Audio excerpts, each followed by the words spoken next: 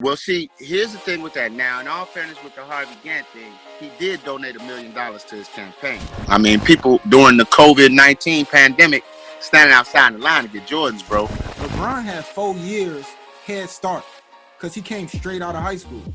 But see, I can't. Here's the only reason I disagree with people that get a 4 years head start. Yo, welcome to another episode of Flight School TV. I'm honored to have my guest today, comedian, radio personality, actor, jack of all trades, man, Leon Rogers.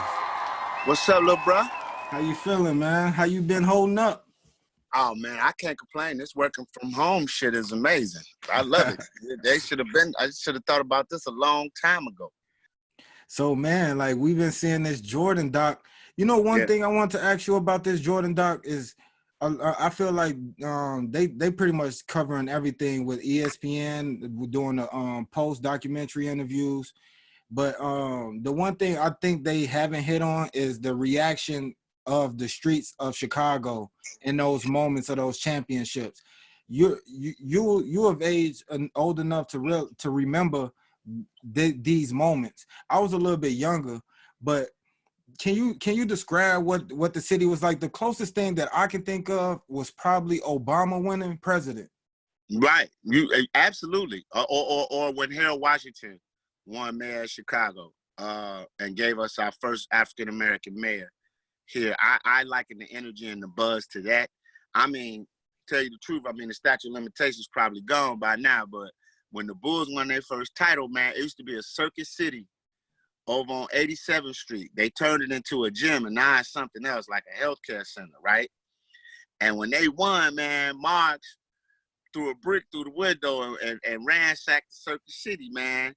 And I got my first Laserdisc player up out that joint. I was coming from work. I was like, "Ooh, sweet! I hit a lick." But that I would liken it to the energy of Martin Luther King.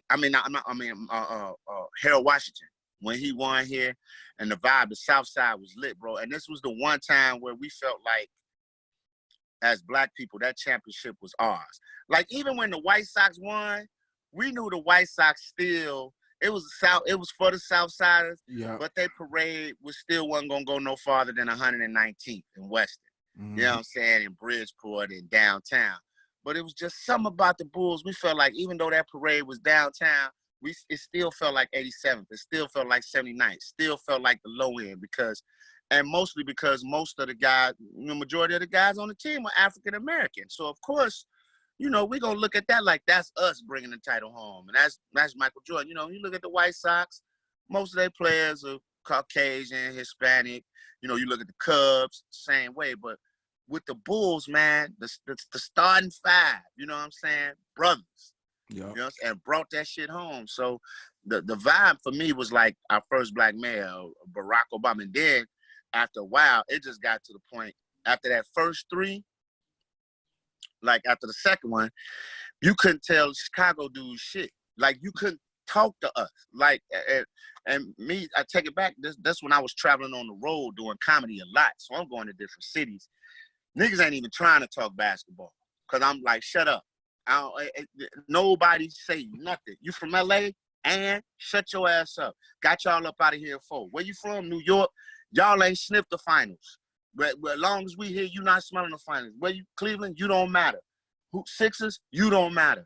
Anybody, you want to talk the other side, Western Conference, Utah, man, garbage. Like you couldn't say nothing to nobody. Like you couldn't say nothing to nobody from Chicago. And 9 times out of 10, you probably had some Jordans on your feet. So I'm like, man, shut your mouth, man. Respect the guy. Keep it moving. You know what I'm saying? You bums. Yeah, all your trash. San Antonio. Like, so then when he retires, right, we still had a chip on our shoulder because the team was only 1 loss less than what it was when Mike was there. And there was a bullshit call from going to the Eastern Conference Finals. Where I'm pretty sure they would have beat Orlando and went and played the Houston Rockets. Yeah. They would have played, or they would have beat whoever and went and played the Houston Rockets or whatever. And then we would have saw how good the team really was. Now, I think you put Jordan back in that series. That's a good series. That's a team that scared me because there wasn't no answer for Olajuwon. None. Bulls had no answer. Like, they didn't have an answer for Jordan. No answer for Olajuwon. The dream was going to get whoever was sticking him 35 to 40, easy. Easy 25, 30 a game because the dream was just nice. But you couldn't tell. And then the second three, when he came back, I was like, you know that song the Migos got right now, You Niggas in Trouble. That would have been a perfect, You Niggas in Trouble. You niggas in trouble. Because it was over. You couldn't do nothing with the God. And he had Pip with him. Pip was happy. And then, like I said, you right, they don't really show the South Side, the black community. You know what I'm saying? They don't show what it was like in the projects and stuff where people, man, was cheering the Bulls. Man, you couldn't hear a pin drop when the games was on. Even the hoodlums, dog. They was like, hold up. Hey, man, we're going to have to, man, hey, folks, we're going to have to get him later after this game out, folks. Because we finna win. We'll shoot him tomorrow, man. It's game 6, man. Folks, we get him tomorrow, all right? We know we're going to be outside celebrating the win, but we got to chill right now. Yeah, because I just did an interview with JoJo Capone, and I was asking him about it. he was just saying, man, it was crazy, man. He was like, that was a moment where the whole city felt united. Unified. In those moments, even though it eventually got back to what it was, in those moments, the city was united. Man, you couldn't say nothing to nobody from Chicago, man. Even if you was a lame and you went out of town, what? Man, shut your ass up, man. The Bulls. Dog, yeah. I don't care what sport people was talking about. They could be talking about football. Be like, what about the Bulls, though? Right. Yeah, but y'all football team, nigga, what about the Bulls? Right. 3 straight. Get your bum ass out of here. Your football team ain't won 3 straight. Right. All right, get your bum ass out of here. It's like, it was just crazy. Reckless trash talking. Reckless. Because I was in the military. First championship. I didn't ETS till like 94 when I got out. So I'm in the Army. Man, I'm talking crazy. I'm staying cats down. Where you from? New York. Man, bum, man. Ain't no ballers coming out of New York. All the hoopers in Chicago. Yo, son, nothing. I'm sunning y'all. I'm standing up in the like we would watch the games out in the big area, break room area. I'm talking crazy. I'm taking bets. Who won it? I would have been broke if them people had lost, dog. But I bought my first truck off Bulls championships. That's what's up, man. But how did you feel about that moment that they just went over in the documentary about because this was a big thing about or surrounding Jordan in the black community when he didn't stand up for the Harvey Gantt. I think right, the state representative that was going up against the Republican dude who was a real jackass. But they didn't talk about another thing that happened while Jordan was playing was the Rodney King beating. Yeah. And Jordan didn't say shit about that either. Well, see, here's the thing with that. Now, in all fairness with the Harvey Gantt thing, he did donate $1 million to his campaign. Yeah. He just never put it out in public, which I kind of appreciate that. I hate the people that say, like, so for example, Tekashi 6ix9ine just was like, he made it public that he donated $200,000 to the No Kid Hungry Foundation, but they returned the money back. They was like, we don't want to accept money from you. My thing is when celebrities do stuff like that, when they got to tell you that I gave $1.some million, why? If you giving it, give. You know what I'm saying? And let them people say that. Let them people say, yo, man, LeBron cut us a check, or Leon Rogers cut us a check, or, Flight School TV cut us a check for $500,000. We don't be the ones to say that because it feels like you want acceptance for it. So I don't have a problem with silent donations to campaigns. You know what I'm saying? A lot of people don't know that goes on. He did donate $1 million to dude's campaign, though, to help him. But he also said the businessman side of him is like, hey, I can't turn off them people because I made a company $126 million in 1 year. We need to keep that ball going. Yeah. And to this day, as much as I may not have liked it from the business side, that's a smart move because he's worth $1 billion-something right now, and the majority of that comes from the sale of his shoes. I mean, people during the COVID-19 pandemic standing outside the line to get Jordans, bro. So him creating that delicate balance, although I may not like it, I'm not in his shoes as a businessman. So I'm not defending it, but at the same time, I'm not gonna bash it neither, because let's just say he said, well, he came out and bashed dude, the Republican candidate. Now let's just say his shoe sales dropped because middle-aged white America ain't trying to mess with his shoes because he shitting on a guy that holds their values and belief in the highest order and represent them. Now what? You know what I'm saying? That's why I feel like I love LeBron and everything he does on the philanthropy side. Like, can't nobody tell me the kid don't put out. But I think a lot of times with his outspoken stance, he suffers on the business side. Like, his shoes will never be what Mike's were. Yeah, but for him to be the greatest player in the game, I don't think his shoes will never reach that level of epicness. Yeah, but something that I noticed, like two things on my mind when you are listening to you. One is that I hate the fact that Black people feel like we all gotta look this certain way, or we all gotta move the way I think you should move. That's the way you should move. Right. When Dr. King was living and he was going about his movement, you had him speaking peace, but then you had Malcolm X. Right. So we got to occupy more than just one space if we're trying to fight this fight that we in. You know what I'm saying? We can't all just be on the front line yelling and screaming. Jordan, I feel like they kind of talked about that, but they didn't get into the positive things that he do, like how he launched these programs, these basketball programs in our communities, how he got the Jordan Classic, and which give these high school Black kids a platform. How many Black people does he actually hire? Employ, yeah. You know what I'm saying? Like you got some people that are calling, like I ain't gonna throw Kaepernick out there, but Kaepernick chose to put himself in front of the camera. And you got Jay-Z on the other hand that's like, I can help my people by being involved in the mix of the system, and this is how I can help. And people try to put Jay-Z versus Kaepernick when they both got the same goal. They just got different ways of doing it. And I say the same thing about Jordan and LeBron. And I don't give, like, people want to celebrate LeBron for speaking out, which I can't do nothing but salute him. I love that.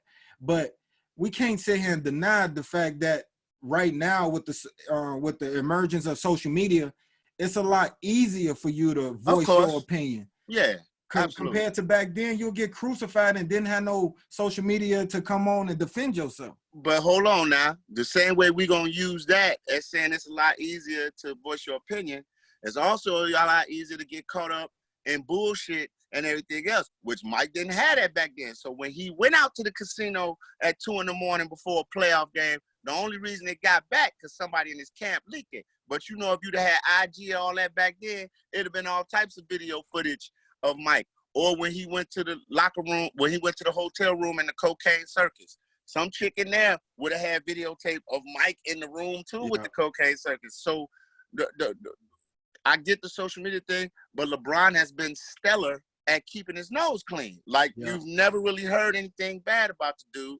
And like I said, I don't get into the whole basketball thing because people gonna have their own. I think Jordan is the GOAT, but I have my reasons, and it has nothing to do with the points and stats of basketball. It's just the way he affected people when he came on the court. Motherfuckers were scared. Right. Yeah, sheer dominance. and like I had this argument too. Like I'm kind of caught in between crowds. You know what I'm saying? Yeah. Like all my uncles like, man, Jordan the GOAT. Then I got all my little homies. They like, man, LeBron the truth. And I'm like, man, how can y'all? I looked at the NBA list that they just put out, man, and they had Kobe and Shaq at like 9 and 10, LeBron number 2. And I'm wondering what goes into this list, because if you think about it, LeBron had 4 years head start because he came straight out of high school. But see, I can't. Here's the only reason I disagree with people that get a 4 years head start. All those other players, they could have came out from high school too. The talent, Michael, there wasn't a law saying that you couldn't come out of high school when Jordan was in college or when Jordan went to North Carolina. So what I'm saying is, I don't penalize somebody for being great. if LeBron, the NBA actually held off on their rule, because remember they were going to invoke that rule that year about, you had to go to college at least 1 year. Yeah. The year after LeBron and them came out, that's when they did that, because they saw and they knew, like, this dude is going to do. He's going to be great. He's going to be great for the league. If we talking NBA resume, you was in the league 4 years before Jordan and a lot of the older players that they had mentioned. So if we talking NBA resume, I think if we're going to include the amount of time he's been in the NBA and what he's achieved, I don't see how you can even put him over like Kobe Bryant. Why not? Because Kobe got 5 rings. Kobe, and with 3 of those rings, he played with what is it? 3 of those rings? You gotta be careful right there, Leon. Hold on, listen. Because LeBron played with D Wade. He played. Hold on. Truth of lying or flying. Kobe Bryant, and I love Kobe. Like, Kobe is in my top 5 greatest players of all time. But truth or I'm lying, Kobe played with the most dominant center in the history of the NBA. That's a fact. Okay, so now, and in all 3 of those championships he won with the most dominant center in the NBA, who was the finals MVP? It wasn't Kobe. Okay, now, let's go to the next 2 that Kobe won, which that's the ones I give him full credit for. And Kobe should have had way more than just 1 league MVP in his time. Sure. He won those 2. Now let's go back to LeBron. Now, we can sit up here and say, did LeBron play with Flash, or was D Wade on the downside of his career? That first year when he got there, they went to the finals, right? Ray Allen saved his life with a 3. Hold on. They went to the finals, right? They went to the finals that first year, right? Got beat by San Antonio, a team that's been together, that's proven system. Came back the next year, won it, right? They came back the next year and won. Then what started happening to D Wade and Chris Bosh? Because they should have literally won 4 titles in Miami together. Yeah, but all throughout LeBron's career, he's had assistants. He's had assistants. I wouldn't say throughout his whole career. Once he went from the time he went to Miami, and from that point on, he got AD right now. Damn, that's 9 years in.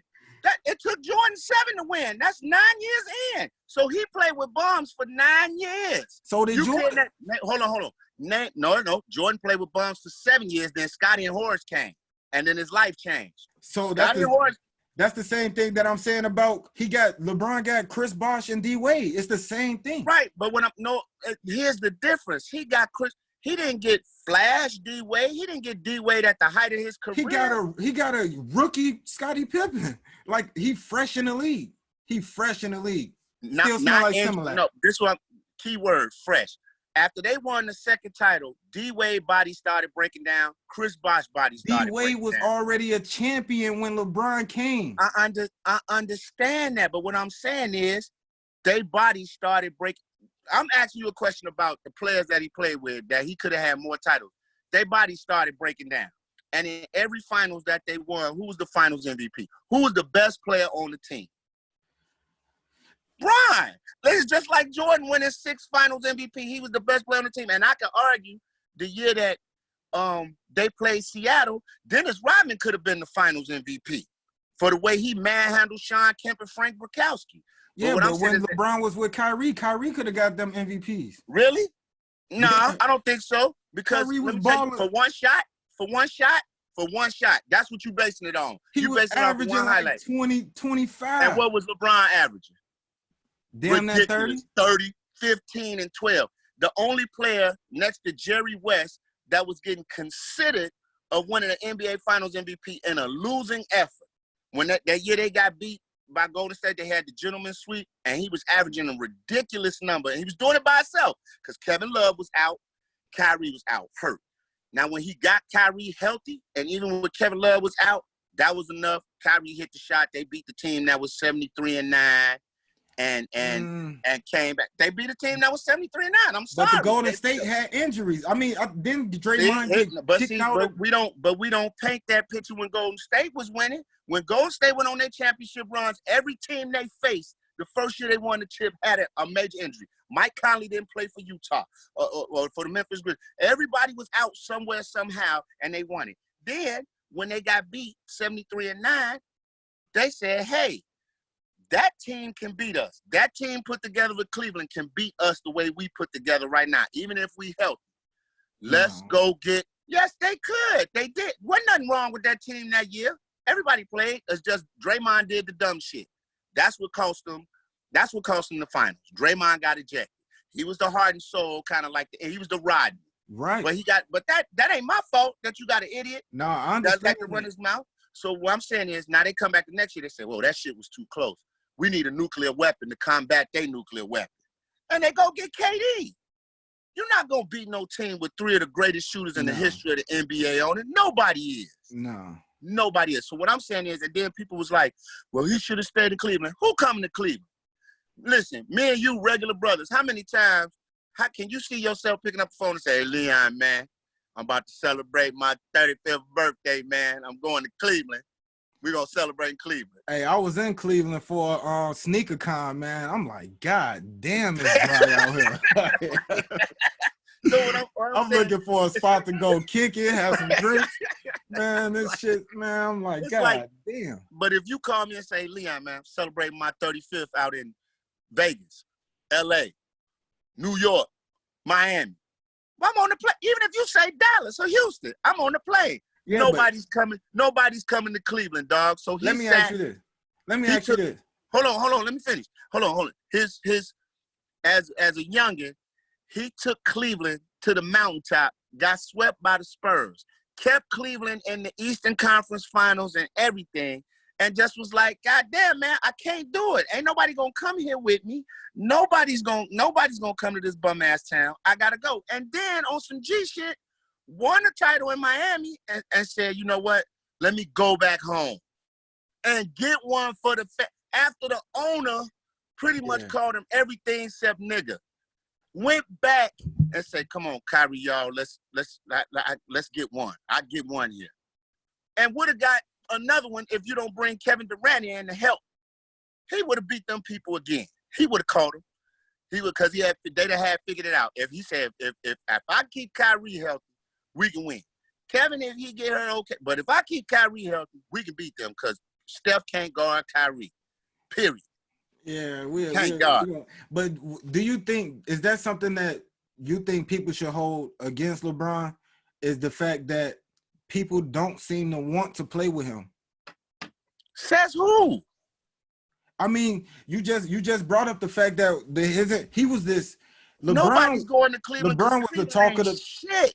But I'm saying, when it comes to winning championships or worrying about the weather, you know what I'm saying? Like, or whether worried about the parties, you don't think that it's something you don't think it's something there that people don't want to play with LeBron? Okay, let me ask you a question. How many people ran out to go play with Kobe in his last years? Free agents. Nobody wanted to go play with Kobe, and that's L.A. Who ran out there to play with Kobe to give him a shot at the ring? And Kobe still had a heater. Kobe still giving people buckets. Who said, let me go team up with Kobe Bryant to go play? Didn't nobody do that. Ain't nobody say that. So if we gonna talk that talk, we got to talk about everybody. Because who went to go play with Kobe after Pau Gasol and them left? And he had the Smush Parker years and all them, and they was just trash. Then the rest of them bums came there, and he was carrying them till he finally just said, you know what, I'm going to retire because y'all going to kill me. But, I mean, if the shoe fit. If a star had came and played with Kobe, Kobe would still been in the league. Kobe would have gave us about 21 years. Because he dropped, 60 on the way out the door? Yeah, how many shots, though? I don't care. I love Kobe. He an old man. I'm going to let him do it. Take your shots. You deserve it, bro. But nobody came out to go play with Kobe. I'm just saying Cleveland was trash, was a dump. Miami, he left there. Wade was hurt. Bosh never returned back to the court. The blood clot issue, right? D-Wade, Pat Riley, and Pat Riley said he was wrong, but Pat Riley even looked at D-Wade and said, man, you broke down. You ain't what you used to be. I ain't finna give you that money. Pat Riley even had a moment of doubt. And he said later, I shouldn't have did that. D-Wade should have never had to go anywhere else and play basketball. He should have stayed right here the whole time. He apologized, But right then in that moment in time, he was like, I got to get young. I got to get fresh. And D-Wade, he not going to be the same guy. He said it. He said, I overthought this shit. I was thinking like a businessman instead of a friend. And that's what I think fans, we get caught up in. So like the whole thing going back to the Bulls documentary. Man, they did Scotty bogus. No, they didn't. Scotty signed a contract. And the owner said, I wouldn't sign that deal if I was you. But Scotty was like, he thirsty. He wanted the 17 mil guaranteed. You got it. Now, don't get in the last year and say you want to renegotiate, man. Play this year out. Because Jerry Reinsdorf said, I don't want to hear it. You sign this, play it out. Jordan played through all his contracts, and he wasn't getting paid. He was the best player in the league and wasn't getting paid like it. He made his money off his endorsements. So now, you know what I'm saying, I get mad when people be like, oh, they did this wrong. I said, in business, I work for iHeartMedia. I love WGCI. You know what I'm saying? I go to work every day. But do I think when it come time for me to negotiate a contract, just because me and my program director or the president of the company cool, they gonna bless me? No. I gotta ask for it. And some stuff I gotta fight for. It might be petty. I might want 2 extra vacation days. And they might be like, well, if we give you 2 extra vacation days, we taking $5,000 off your salary. No, I want the $5,000 on my salary and the 2 extra vacation days because I've been here 18 years. And because there's a young dude out there who's funny that'll do your job for $30,000 and the ability to get in the clubs free all across the city of Chicago. So how bad do you want to argue? And then it's all on me. How bad do I want it? If I still want to fight for it, I know I could run the risk of not getting shit at all. So, you know, this idea and this notion that businesses and stuff, just because you cool with upper management, they supposed to take care of you. Yeah, by the G code, by how we live. Like if I tell you I'm going to do something and you call me, Leon, I need that interview. We worked through it. We kept pushing back and missing days, but we worked through it, right? I still end up giving you an interview, but if you be like, Leon, I need that interview, and I be like, I don't know, man, you know, I see you with all them boxes and shit behind you. I mean, you need to send me a couple of boxes before I jump off. What kind of shit is that? You know what I'm saying? That's whack as hell. You my man. You call me, boom. You know what I'm saying? It ain't. I know with you, it ain't no stunting and nothing. You got some dudes that'll call you just to say, I know this dude, let me get him on the phone. But if you know it ain't like that with a person, cool, that's how we rock. Businesses ain't got to rock like that.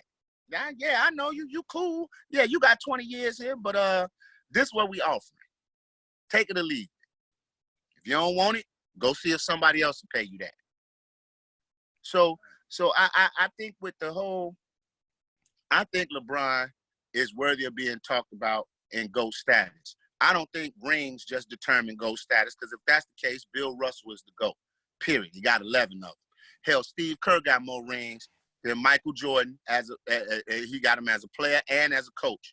So I don't think rings determine that. I think when we talk about the greatest of all time, for me, it's the effect on the game and how opponents trembled when you walked on the court. Do I think people tremble when LeBron walk on the court? I think they respect him. But I also think when you got guys like Patrick Beverly saying, I can guard LeBron, this is where he doesn't get go for me. Patrick Beverly would I don't care how confident he is, and I know Pat Bev, good brother. He'll never open his mouth and say he guard Mike. Never. He'll never open his mouth and be like, I guard Mike. Get lit up. He can ask LeBradford Smith, all them dudes that can open their mouth. Mike anytime a dude makes shit up to make himself mad at you, yeah, like Waterboy. Like you talking about my mama. Yeah. I ain't don't know your mama. Yeah, but I mean, when I'm talking about the GOAT conversation, and that's why I put Kobe so high, is because I'm not even basing it on stats. Even though I brought up the fact that LeBron got there 4 years earlier inside the NBA, and he had a chance to pad those stats in them early years. But the one thing that me personally, I'm not speaking for anybody else, but the one thing that I hold against LeBron is that intensity that Kobe and Jordan had. I want to guard the best player on the team. I've seen a lot of matchups. LeBron was like, hey, no, you get KD. I'm gonna play this guy over here. And even in some of them last moments, I'm like, LeBron, this your moment right here. You take the game. And here, catch the ball and pass it. But you know, little bro, that's the type of player. Yeah, see. I always compare LeBron to Magic more than I did Jordan. Right, he's a facilitator, and so I think his basketball IQ is unrivaled. He's one of the best basketball IQs ever played this game, and I think sometimes he get penalized for making the right play. Like if I throw the ball to you in the corner and you wide open, you a shooter. It's your job to make that shot, and we act like Michael Jordan ain't never dished the ball off for game-winning plays. Like I think fans get stuck up on highlights. So we see Jordan with the push-off and the follow-through and hold it there, and we see the highlights of Jordan hitting last-second game winners. But how many times in the finals where Mike triple team, plays smart ball, kick it to Paxson, 3, kick it to Kerr, 3, Scotty on the wing. Like, Michael Jordan made smart basketball plays too, but early in Mike's career, it was get out of my way, I'm shooting. And with Kobe, I only reason I don't put Kobe in the GOAT conversation, and I know Kobe fans gonna kill me, is because I can honestly say, and this is not a diss, but we've seen it before. When you look at Kobe, who do you see? It's eerie. Yeah. He's a carbon copy of Mike. But I always say he might be the most artistic scorer in the history of the NBA, just like the way he gets the ball into the basket. Like, Mike was cool with the reverses, but Kobe used to do some unbelievable flips off the glass and shit and floaters and hanging in the air jumpers. But we've seen it before. When it comes to people like Mike, we hadn't seen that before. When it comes to people like Shaq, we hadn't seen that before. I mean, we've seen big guys like Will Chamberlain, who was athletic, and Bill Russell, but Shaq, man, to be 300-something pounds and wasn't nothing you could do. I don't have to develop a hook shot or nothing because I'm backing down 3 dribbles and I'm banging. Yeah. I'm going to there's nothing. And this was when we can't sit up here and say it was little white man that was guarding. It was big dudes guarding him too. And then we hadn't seen nothing like LeBron James, man. The size of Karl Malone with the speed to get up and down the court and the passing skills and stuff of Magic. Yeah, does he have a killer instinct like Jordan and Kobe? Nah, but who do? Other than maybe one other person, Allen Iverson. But defensively also, you know what I'm saying? I think us as fans is just offense. That's another thing that gets slapped. Bron was locked down. Bron was locked down early in his career. He done got bad older. But he was chasing. Most of his blocks came from chasing people down because they. I ain't even talking about that. I'm talking about guarding people. Bron in his first 6-7 years in the league, he could sit in the chair, bro. He could guard 5 positions on the court. I said something else Mike couldn't do. Mike could guard. LeBron could guard 1 through 5. In this NBA today, young LeBron could guard 1 through 5. You got people like Draymond Green play center now. Bron could guard him. But right. Bron, old LeBron, no. I give you that. Old LeBron, no. Not defense. He cheat. He lay off, let the young guys do it. But young LeBron could pick up 94 feet, dog. Easy. I don't know, man. Go back and watch young LeBron. I seen Jordan block Shaq shot. I don't know. So I've seen LeBron. Dog, do you know? I think actually a chase. And when did Mike block Shaq shot? He wasn't faced up on him. He caught him from behind, weak side. Hey, man, look, let me get my voice. let me get my little wins in. But no, I like the documentary. I do feel they left my man Craig Hodges out. Yeah. I'm upset about that because Craig was an important part of those championships. He was probably going to talk some shit, though. But if we're going to tell it, then let's tell it. And I don't think they want to get out because Craig Hodges himself even said, I heard on a podcast he was talking, he said he went to, that year they went to the White House, right, when that whole thing went down. He said before they went, he reached out to Magic and Mike and said, look, I want to talk to the president about putting more money in black communities and doing more for black people. If you two behind me, you know what I'm saying, he'll be more prone to listen. Magic Johnson, Michael Jordan, you know, it won't come off bad. Magic Johnson said, Magic Johnson gave him the political answer and it's like, hey, man, let's sit down and talk about it and get a plan. Michael Jordan's like, I ain't on that shit, man. I ain't even going to the White House. And Craig was mad. Craig was like, yo. So then when Craig went there in this dashiki and shit and passed that literature to the president, He embarrassed the organization. Jerry Krause and them was mad. And that man got blackballed. He didn't see the NBA no more. Yeah.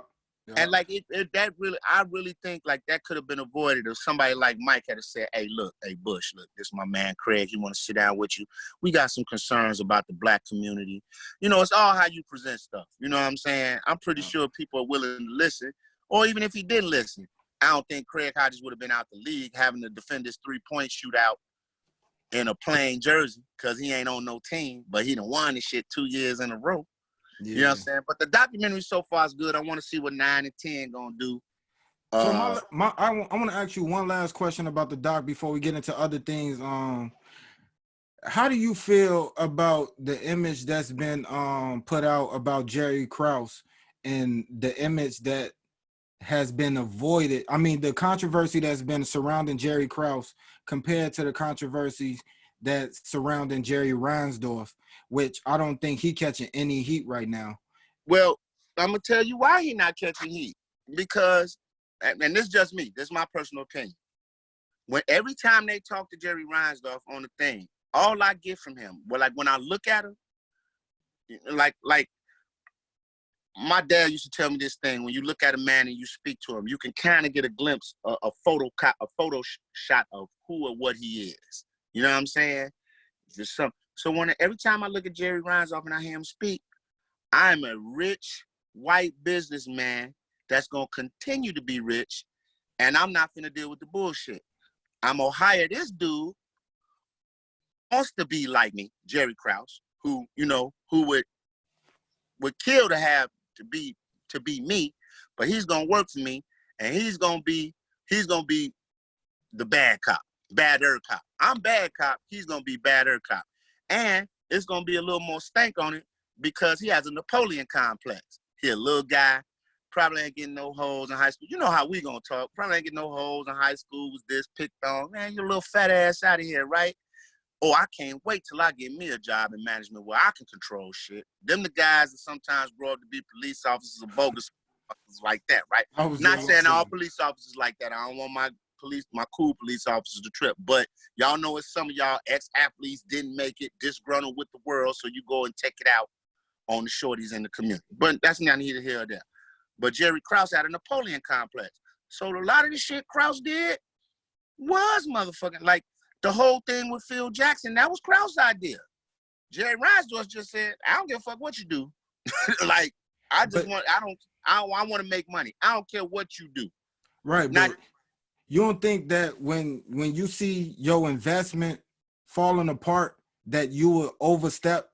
And that, because like I said to Tone, like I don't expect an owner to micromanage these things. But if you got the star of the NBA on your team and he's telling you, I have a problem with Phil being gone, I'm gonna leave too, I would think for you thinking business, I need to make sure I protect my investment. I need to make sure that we keep this thing rolling until it fall apart on its own. So let me ask you a question. And I get what you're saying. You're talking about the championships wise, right? Okay. So let me ask you a question. From a business standpoint, how much money you think the Bulls lost when Jordan and them left? Because like what a lot of people don't see behind the scenes, they sold out the United Center for the next 5-6 years because people thought Michael Jordan was going to be there. Once you bought that ticket is bought. So, okay, yeah, you might go to the game and might not see nobody in them seats, but them seats paid for. And at the end of the day, the Bulls didn't take a dip. Like, they still were one of the highest selling franchises for gear because, trust me, Michael Jordan played there. You could still sell Michael Jordan jerseys with 23 on the back. Yeah. You could still sell Scottie Pippen jerseys. So, for me, I feel like Reinsdorf was just being a typical businessman. You know what I'm saying? Now, some other businessman would have been like, yo, I want 7, 8, 9 championships. He was like, I got 6. My franchise is going to be talked about forever in the history because I had the greatest player to ever play here. I done sold this arena out for the next 6 years. Oh, bam, look what fell into my lap after the Baby Bulls. Fucking Derrick Rose. And they mishandled that. Look how that got mishandled. You understand what I'm saying? So at the end of the day,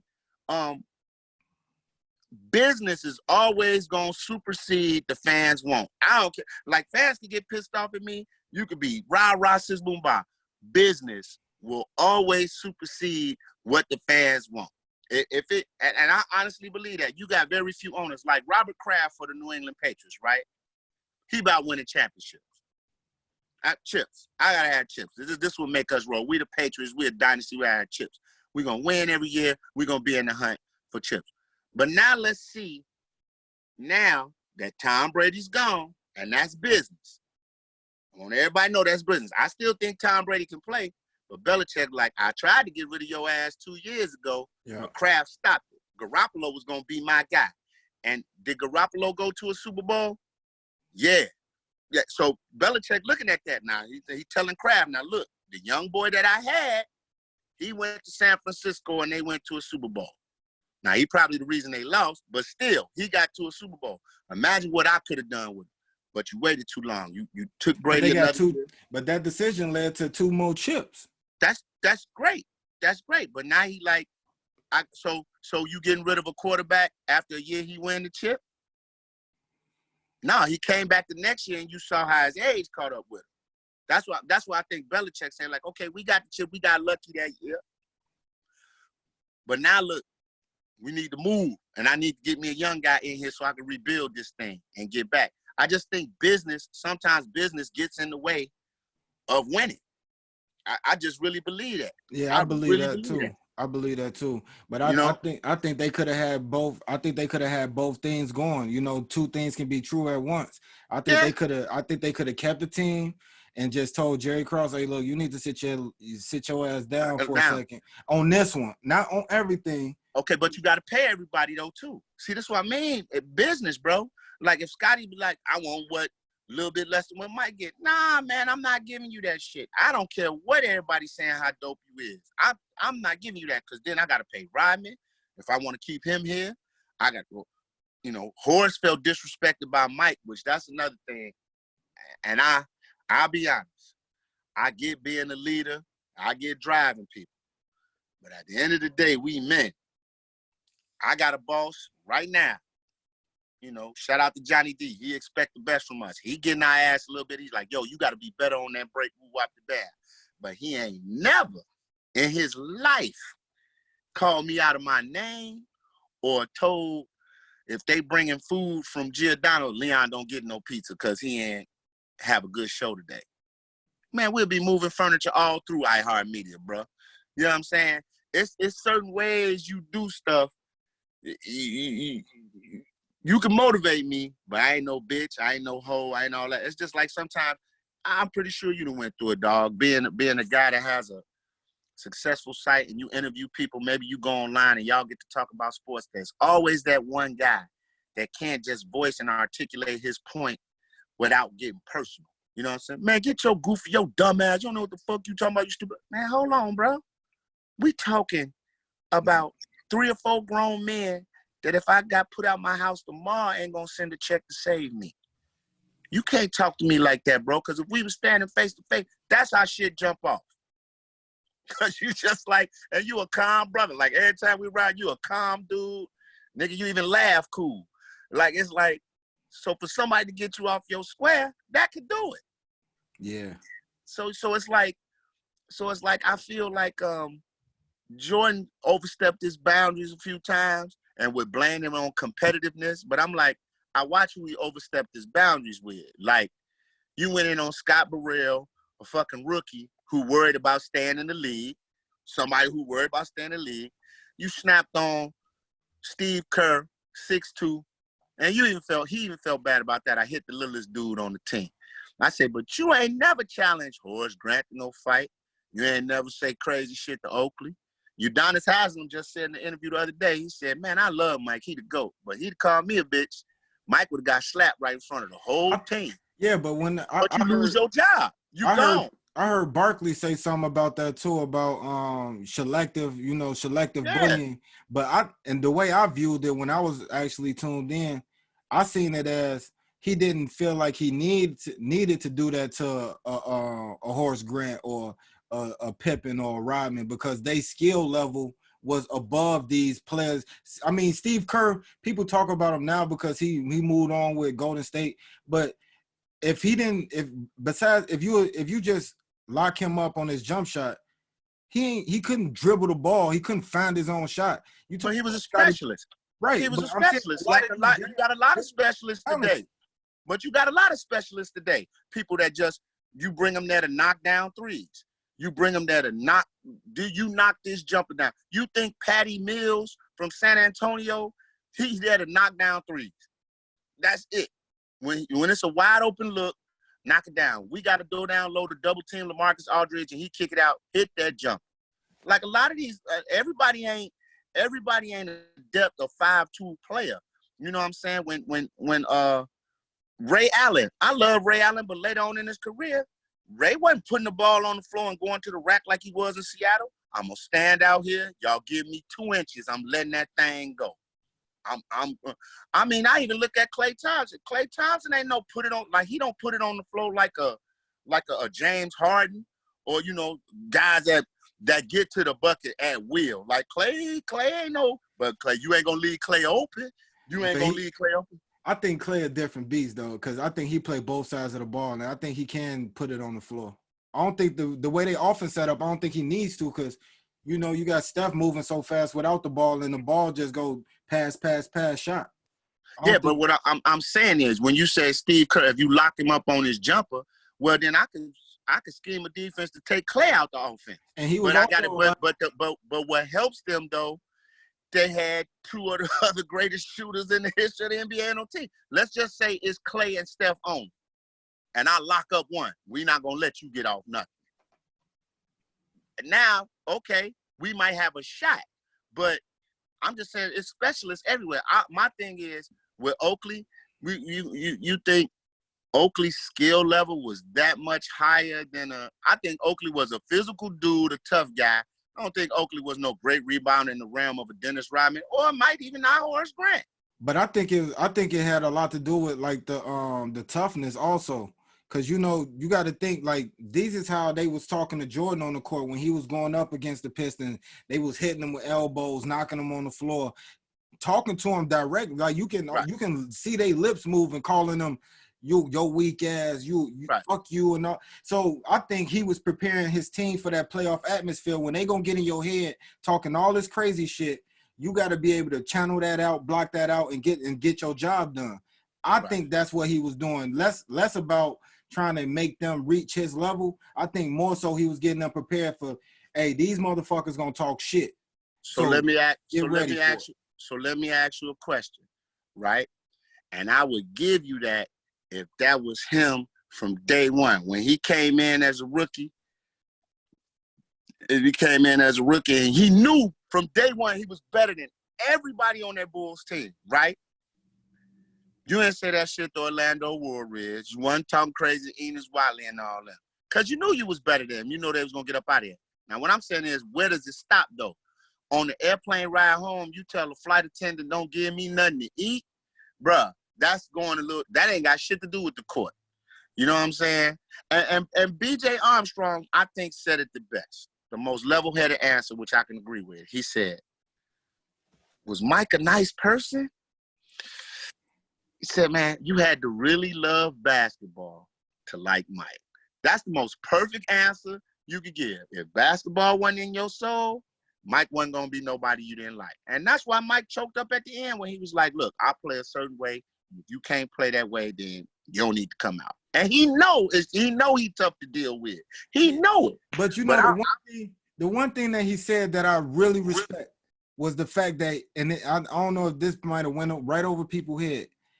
He said, I never asked anybody to do something that I wasn't doing. That's and cool. Like, you look at it, you compare that to the landscape that we see right now just in our community. You got these older dudes that are sending shorty off to go hit something because they know damn well they wouldn't do it themselves. Right. So when I hear when I heard Jordan say that, that really hit me because I'm like, now this is something I can relate to in multiple levels. And I'm like, that's a fact because how hard he was asking them to go was his only drive. Like other people got different drives, you know. He only drove in one gear. So I can respect that because he like, it's not like you're like this dude got potential to be better than you or this dude outworking you in practice. No, the person that's doing the most talking is putting in the most work. So at the end of the day, like, how mad can you be?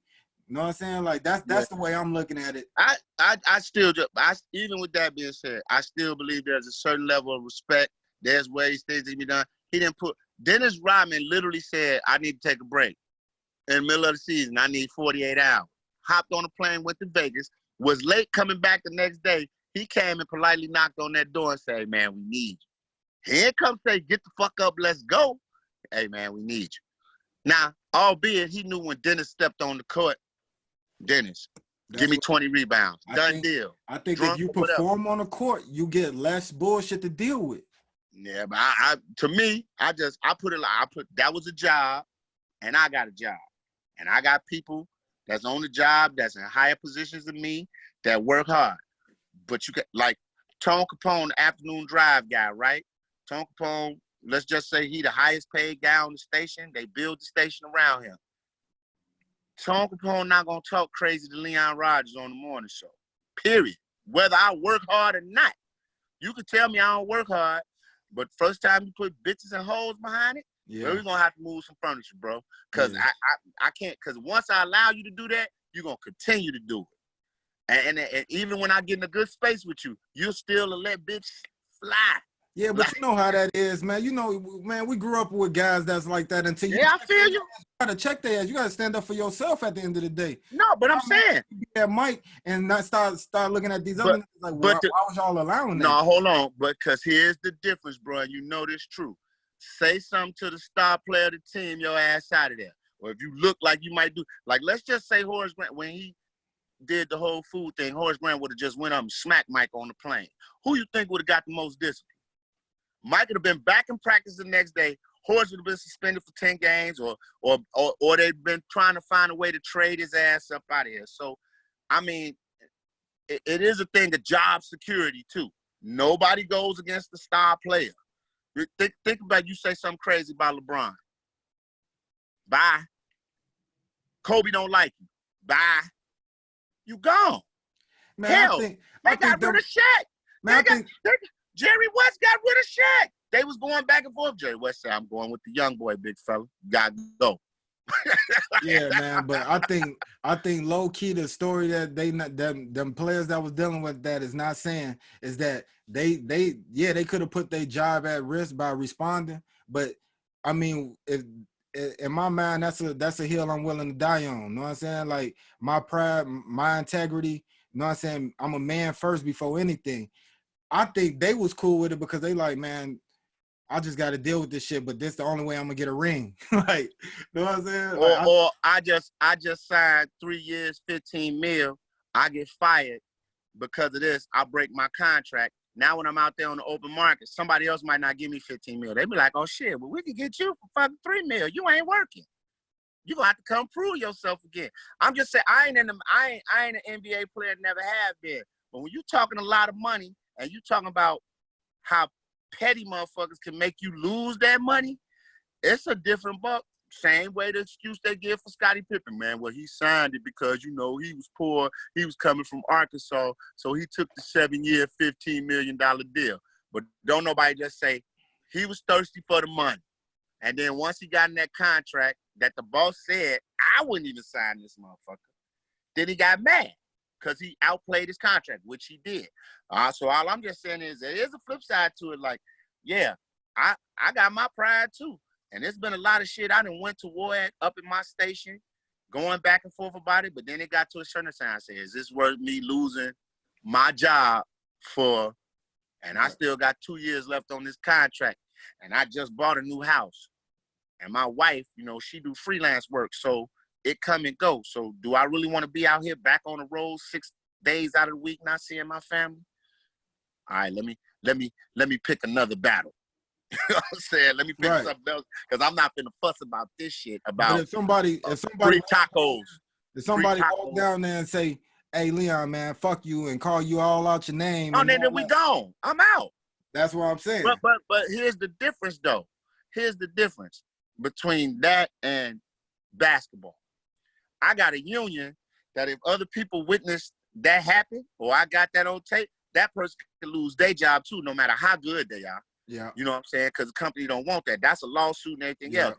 And that court and that gym, it's a different set of rules. And he the star player. And so that owner gonna be like, second year guy at the University of Illinois coming off the bench, got potential, or the greatest player in the history of basketball. Yeah. We'll see you later, dog. Let me know how nice Israel is. Right. Because I'm gonna put word out to the league and not let you ask Craig Hodges. Craig Hodges. Yeah, I see what you're saying. Specialist shooter. Yeah. Raised his concerns about something. Nah, fuck that. He gone. Out of here. Yeah, you know, I totally that's my thing. I love the competitive fire of Michael Jordan. I think sometimes he just went a little too far, which we can. I do that with my kids. We be playing Uno. I get hyped. Get to talking shit. I was like they 9, nigga. Like, yeah. you going in on your 7-year-old daughter. You just played 3 draw 4s on him. Like, count them, goddammit, the color red, bitch. Slamming it like dominoes on the table.